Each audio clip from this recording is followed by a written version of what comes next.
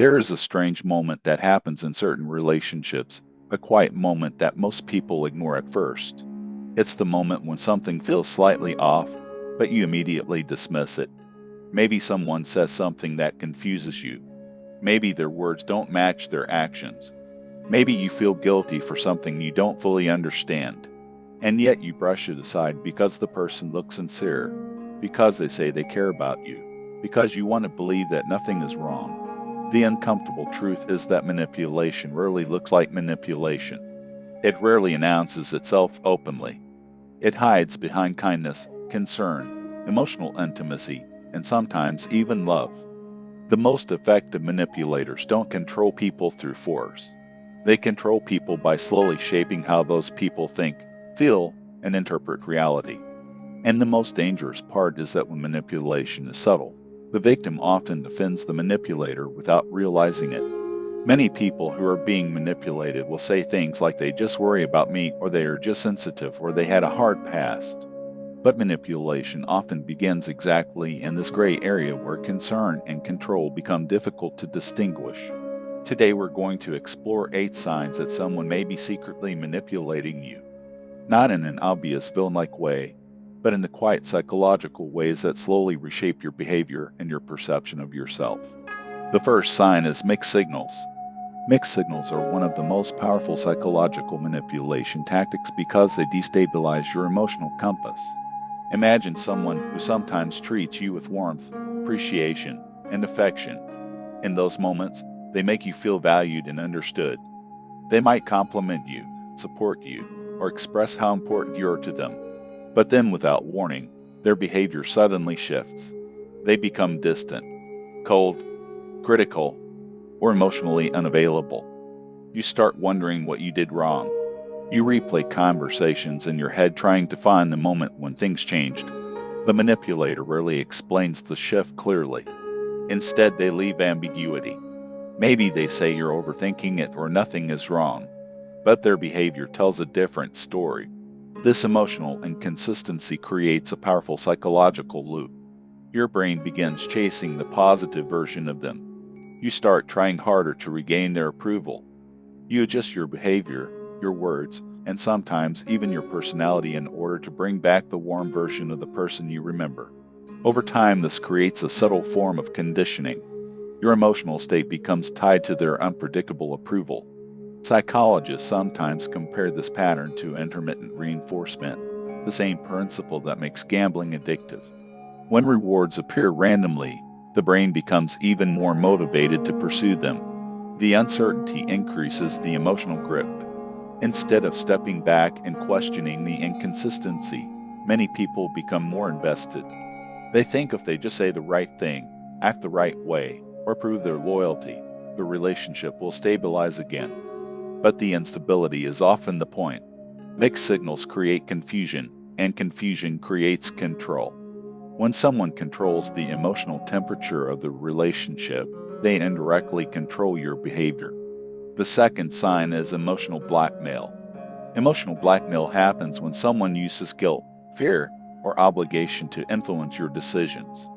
It often appears in subtle forms that look like vulnerability or disappointment rather than direct threats. Instead of saying do this or else, the manipulator may say something like, I guess I just care more about this relationship than you do. Or after everything I've done for you, this is how you treat me. Or if you really love me, you would understand. These statements shift the focus away from the actual issue and place the emotional burden onto you. Suddenly, the conversation is no longer about the original disagreement.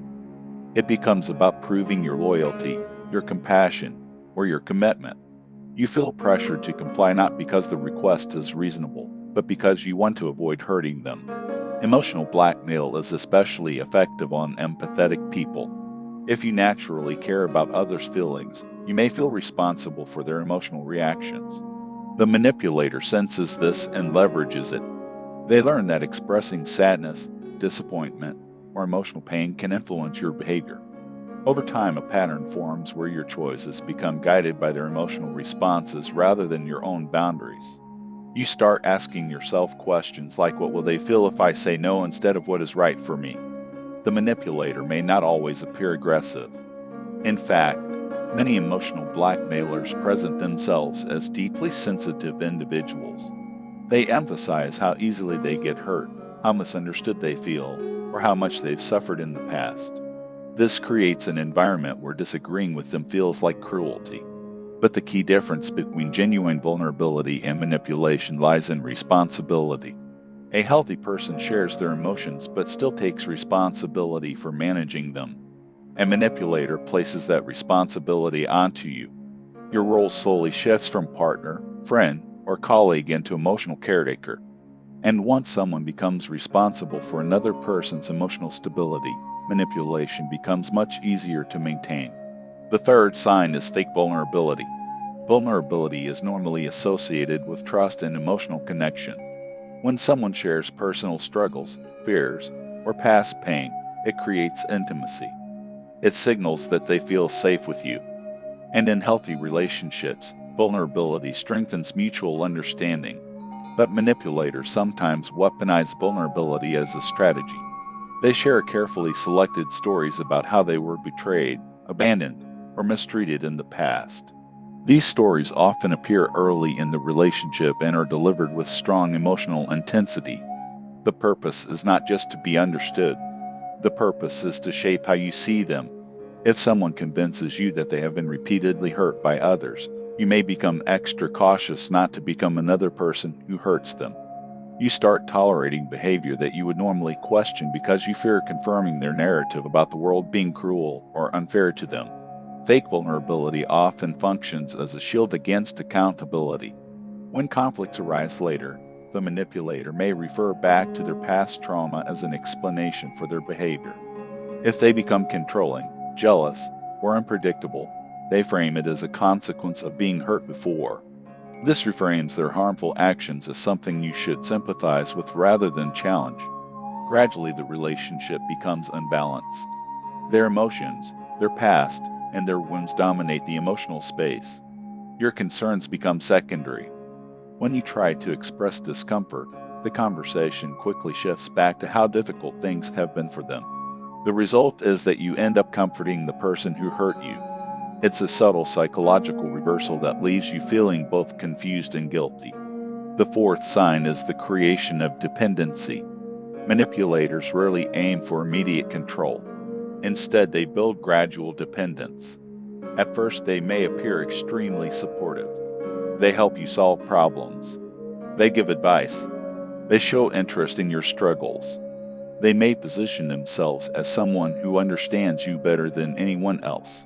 This creates trust and emotional reliance. Over time, they start inserting themselves deeper into your decision-making process. You may begin asking for their opinion on everything from career choices to personal relationships. They subtly encourage this by reinforcing the idea that they have your best interests at heart. But slowly the dynamic shifts. Instead of empowering you to trust your own judgment, they begin questioning it. They might say things like, "Are you sure you're thinking clearly about this?" or "I just don't want you to make a mistake." These comments appear protective on the surface, but they gradually erode your confidence in your own decisions. As your self-trust decreases, your reliance on them increases. Eventually, it may feel uncomfortable to make important choices without consulting them. This is the moment when dependency has fully formed. At that point, the manipulator no longer needs to directly control you. Your own uncertainty will guide you back to them for guidance. The most sophisticated manipulators balance criticism with support. They occasionally reassure you, reminding you that they believe in you or that they are always there to help. This creates a psychological cycle where they simultaneously weaken your independence while appearing to be your greatest ally. Dependency is powerful because it changes the structure of the relationship. Instead of two independent individuals interacting freely, the relationship becomes asymmetrical. One person becomes the emotional center while the other orbits around them. And the longer this dynamic continues, the harder it becomes to recognize it for what it is. By the time someone starts noticing the pattern, they may already feel too entangled to step away easily. And this is exactly how subtle manipulation works. It doesn't force control overnight. It builds invisible psychological threads that slowly tighten until the relationship begins to feel less like a partnership and more like a system of influence that quietly shapes how you think, how you feel, and how you behave. The fifth sign that someone may be secretly manipulating you is the slow distortion of your confidence. This tactic rarely happens through obvious insults or direct criticism. In fact, manipulators understand that open hostility would expose their intentions too quickly. Instead, they use subtle comments that appear harmless on the surface but gradually undermine how you see yourself. It might begin with small remarks disguised as jokes. They might say something like you're too sensitive when you react to something hurtful, or you always overthink things when you question their behavior. At first, these comments seem minor.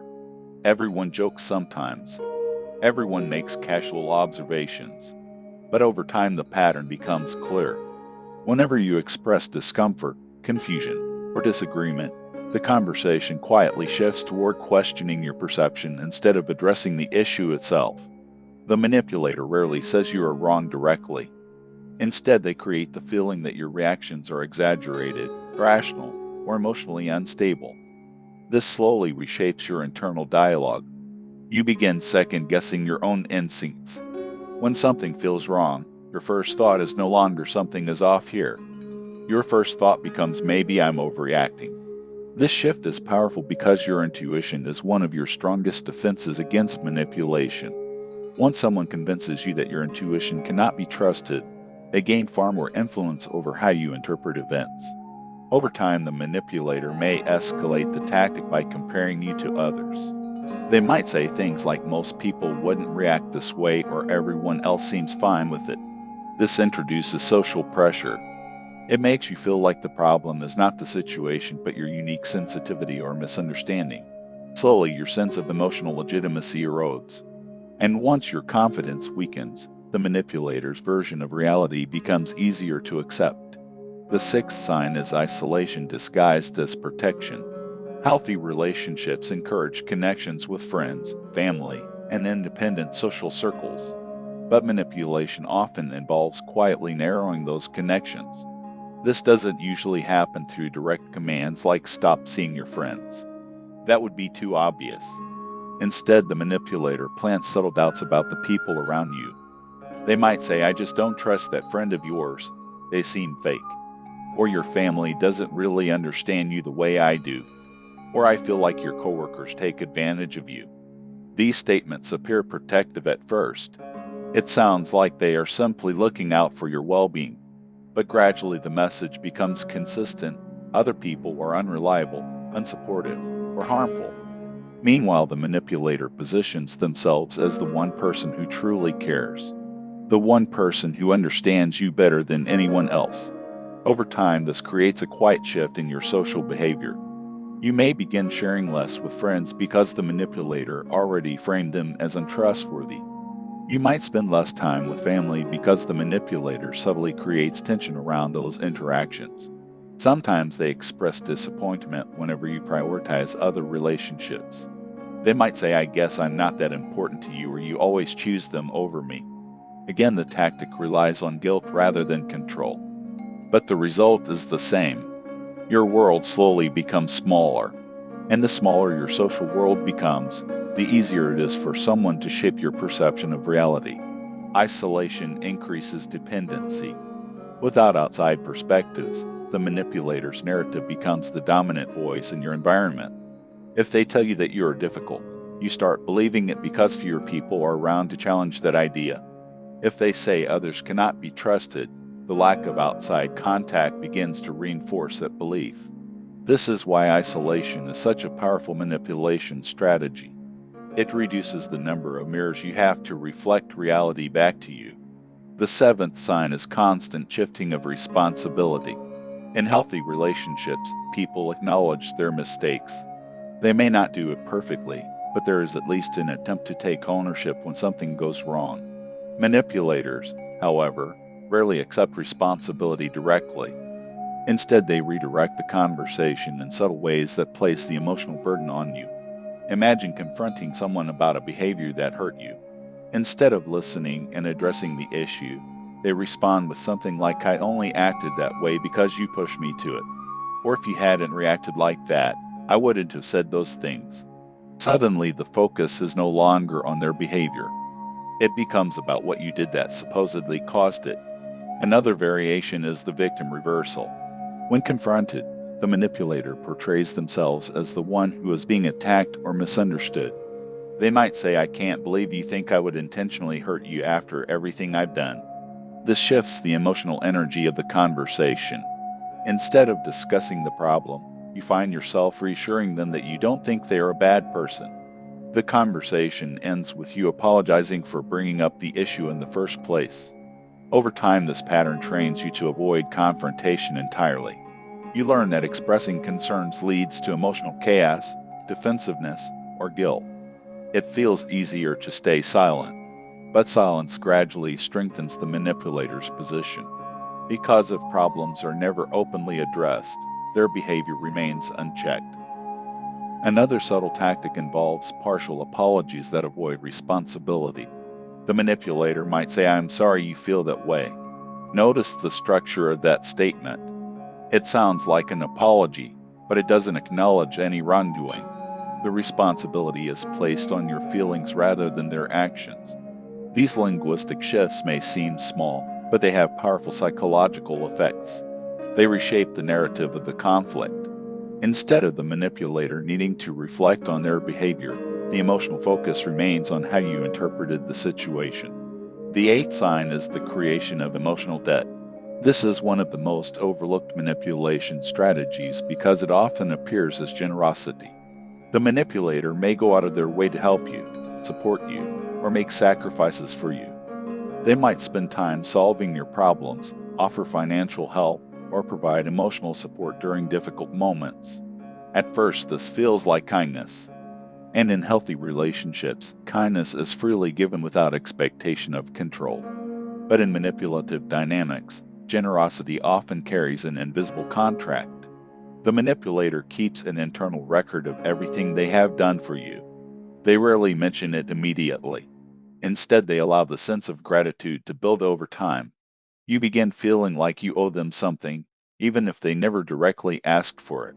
Later, when a disagreement or request arises, that invisible debt suddenly becomes relevant. They might say, "After everything I've done for you, I didn't think this would be such a big deal," or "I've always been there for you when you needed help." These statements activate guilt and obligation. They frame your independence as ingratitude. It becomes difficult to say no because the relationship now feels like a ledger of favors rather than a mutual exchange. Emotional debt works because humans naturally want to reciprocate kindness. Reciprocity is a fundamental social principle that holds communities together. But manipulators exploit this instinct by turning generosity into leverage. They invest in you not purely to help, but to create future influence. The deeper the sense of debt becomes, the harder it feels to resist their expectations. Over time, you may start preemptively adjusting your behavior to avoid disappointing them. You anticipate their reactions. You consider their sacrifices. And slowly, your decisions begin revolving around maintaining the balance of this invisible emotional ledger. What makes these 8 signs particularly dangerous is that none of them look dramatic on their own. Each tactic appears subtle, even normal, when viewed in isolation. Mixed signals might look like mood swings. Emotional blackmail might look like sensitivity. Fake vulnerability might look like honesty. Dependency might look like closeness. Confidence erosion might look like teasing. Isolation might look like concern. Responsibility shifting might look like misunderstanding. Emotional debt might look like generosity. But when these patterns appear repeatedly within the same relationship, they form a psychological structure that quietly shifts power in one direction. And by the time someone recognizes what is happening, the manipulation may already be deeply woven into the emotional fabric of the connection. When people first begin recognizing these patterns, one question almost always appears in their mind: why didn't I see it sooner? The answer is not weakness, and it is not a lack of intelligence. In fact, manipulation works precisely because it targets the strongest parts of human psychology. It exploits empathy, trust, loyalty, and the desire to maintain harmony in relationships. Most people enter relationships assuming that others operate with similar intentions. They assume honesty, good faith, and emotional responsibility. Manipulators rely on that assumption. They understand that if they move slowly enough, if they blend control with kindness, the warning signs will feel ambiguous rather than alarming. Manipulation is rarely a sudden takeover. It is usually a gradual psychological shift that happens so quietly that the person experiencing it adapts before they realize what is changing. One of the most important things to understand is that manipulation does not always come from obvious villains. Sometimes manipulators are fully aware of what they are doing, but in other cases the behavior has become a learned survival strategy. Someone who grew up in chaotic emotional environments may have learned that indirect control, guilt, or emotional pressure is the only way to maintain connection. This does not excuse the behavior, but it explains why manipulation can appear in relationships that initially feel genuine and caring. The problem is that regardless of intention, the psychological effects on the other person are real. Over time, manipulation changes the way you think about yourself. It changes how you interpret conflict, how you set boundaries, and how much trust you place in your own judgment.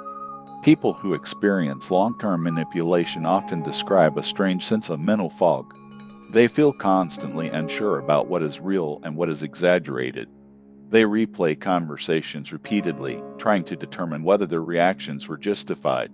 They may even begin apologizing for things that never should have required an apology in the first place. This internal confusion is not accidental. Manipulation thrives in uncertainty.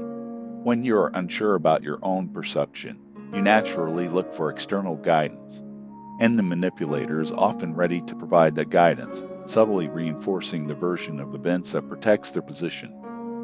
Another important realization is that manipulation often intensifies when someone begins to regain clarity.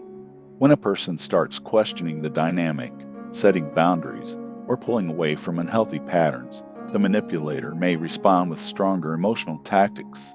Sometimes they suddenly become extremely affectionate again. They promise change. They acknowledge some mistakes, but frame them as misunderstandings rather than patterns. This phase can feel hopeful because it resembles the early positive moments of the relationship. The warmth returns. The connection feels restored. But in many cases, this temporary shift functions as a reset mechanism. It pulls the person back into the emotional cycle before real change has occurred. Other times, the manipulator responds with anger or defensiveness.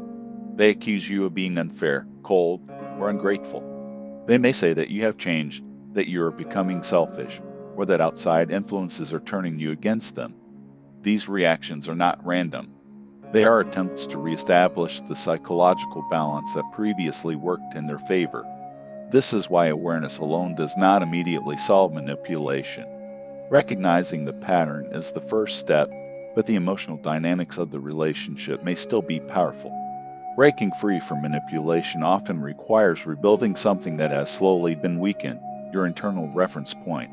Your internal reference point is your ability to trust your own perceptions, feelings, and boundaries without needing external validation. Manipulation slowly erodes this ability by introducing doubt and guilt.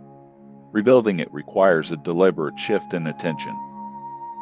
Instead of constantly analyzing the manipulator's intentions, you begin focusing on your own experience. Ask simple but powerful questions. How do I consistently feel after interacting with this person? Do I feel calm, respected, and understood, or do I feel anxious, confused, and responsible for their emotional stability? Healthy relationships do not require constant emotional decoding. They may involve disagreements and complexity, but they do not create a persistent sense of psychological imbalance. Another key step is reconnecting with outside perspectives. Remember that isolation is one of the silent allies of manipulation. When your social world becomes limited, the manipulator's interpretation of events can start feeling like the only valid one. Talking with trusted friends, family members, or even professional counselors can reintroduce alternative viewpoints that help restore clarity. Sometimes simply hearing someone say that doesn't sound normal can break a powerful psychological spell. Boundaries also play a crucial role in disrupting manipulation. Boundaries are not punishments or ultimatums. They are clear statements about what behavior you will and will not accept in your life. But for people who have experienced emotional blackmail or guilt manipulation, setting boundaries can feel extremely uncomfortable at first. The moment you say no, the manipulator may respond with disappointment, anger, or sadness. This reaction often triggers the same guilt that previously maintained the cycle. The difference now is that you recognize the pattern. You understand that someone else's emotional reaction does not automatically mean you have done something wrong. Boundaries test the true structure of a relationship. If someone respects your limits, even when they disagree with them, the relationship can evolve into something healthier. But if every boundary triggers manipulation, guilt, or pressure, that reaction reveals something important about the dynamic that existed before. It shows that the relationship may have been sustained by compliance rather than mutual respect. One of the most difficult truths to accept is that some manipulative relationships cannot be repaired simply through communication. When manipulation is deeply ingrained, attempts to discuss the issue may become part of the manipulation cycle itself. The person may acknowledge certain points while subtly redirecting the conversation back toward your supposed flaws or misunderstandings. In these situations, the most powerful response is often behavioral rather than verbal. Instead of endlessly explaining your perspective, you change your actions. You reduce engagement in the manipulative patterns. You stop responding to guilt-based pressure. You make decisions based on your values rather than the emotional demands being placed on you. Over time, the shift can transform the entire dynamic because manipulation requires participation. It depends on predictable emotional responses like guilt, reassurance, or over-explanation. When those responses disappear, the manipulative system loses its stability. Some manipulators adapt and develop healthier ways of interacting when they realize their old tactics no longer work. Others escalate their behavior because the loss of control feels threatening. Either outcome provides valuable information about whether the relationship has a future based on mutual respect. Ultimately, understanding manipulation is not about becoming suspicious of everyone around you. It is about strengthening your psychological awareness so that empathy and kindness are balanced with self-respect and clarity. The goal is not to close yourself off emotionally, but to recognize when emotional closeness is being used as a tool of influence rather than a genuine connection. Real care does not rely on confusion.